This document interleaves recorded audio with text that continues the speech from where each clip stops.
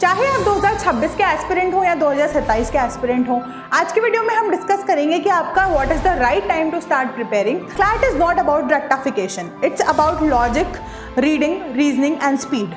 There are 5 sections: English, Legal, Logical, GK and Quant. CLAT में बहुत ज़्यादा important है आपकी रीडिंग स्किल्स का स्ट्रॉन्ग होना, बिकॉज 120 क्वेश्चंस आते हैं, वो पैसेजेस के ऊपर आते हैं विच आर 450 वर्ड्स के पैसेजेस। तो रीडिंग के साथ साथ न्यूज़पेपर आपकी लीगल रीजनिंग को और आपके जीके को भी स्ट्रॉन्ग करेगा। डिसाइड तो कर लिया है कि लॉयर बनना है, क्लैट का एग्जाम देना है, डिसाइड कर लिया, बट क्लैट की तैयारी कब शुरू करनी है? इसी के लिए देखते रहिए आज की वीडियो।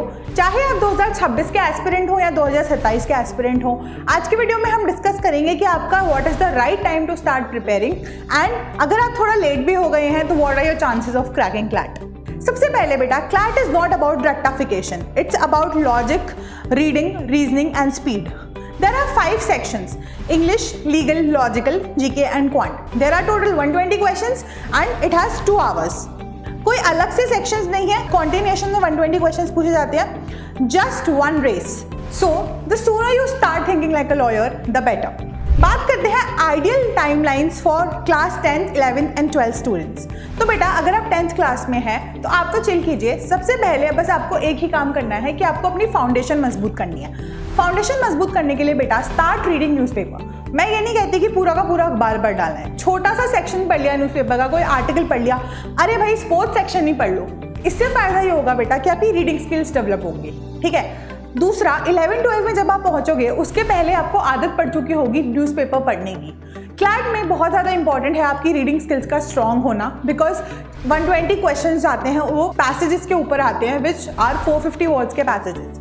तो रीडिंग के साथ साथ न्यूज़पेपर आपकी लीगल रीजनिंग को और आपके जीके को भी स्ट्रॉन्ग करेगा।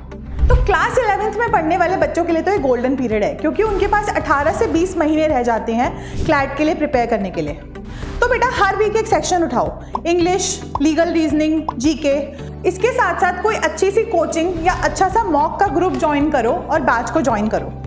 क्लास 11th में अगर आप स्टार्ट करते हैं तो फ़ायदा ये होता है कि आपका जितना भी पढ़ाई रिलेटेड फाउंडेशन है वो आपके कॉन्सेप्ट्स बहुत ज़्यादा मजबूत हो गए होते हैं क्लास 11th में ही। क्लास 12th को फिर आप यूटिलाइज कर सकते हो मॉक्स के लिए अच्छे से प्रिपेयर करने के लिए। ठीक है। तो if you are preparing in class 11th, do all your major studies, finish it in class 11th। 12th में आपका काम रहेगा बस करंट अफेयर्स पे काम करना and working on your मॉक्स and improving on your weaker section. So it also is a very huge advantage, because 12th class में boards होते हैं। तो 11th में अगर प्रेपरेशन कर ली तो 12th क्लास में पहुंच के आपका वर्कलोड काफ़ी ज़्यादा कम हो जाता है। अब बात करते हैं क्लास 12th की।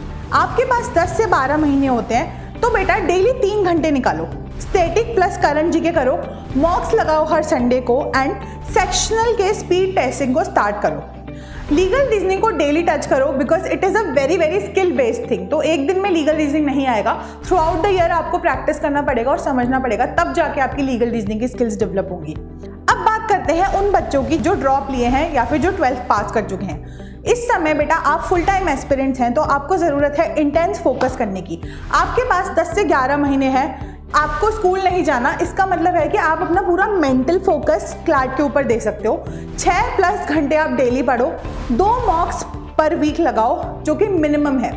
वीक एरियाज को साथ साथ में आइडेंटिफाई करते चलो और उनको कट करते चलो, एंड इसके अलावा सबसे ज़्यादा टाइम दो अपनी रीजनिंग स्किल्स को डेवलप करने में एंड अपनी पैसेज रीडिंग स्किल्स को डेवलप करने में, which is your comprehension skills. CLAT is not a factual test, it's about how fast you read, how you interpret and how you decide what's gonna be the answer to your question. जो पहले start करेगा उसके पास advantage होगा comprehension और mock में confidence आने का। अगर अभी 12th में हो एंड स्टार्ट कर रहे हो एकदम जीरो से, तो स्टार्ट करो, डेली 3 घंटे दो और 2 मॉक्स हर वीक से स्टार्ट करो। स्मार्ट स्टडी करो with concepts plus application plus मॉक्स। एक सवाल जो बच्चे बहुत पूछते हैं कि सिर्फ कोचिंग से हो जाएगा क्या?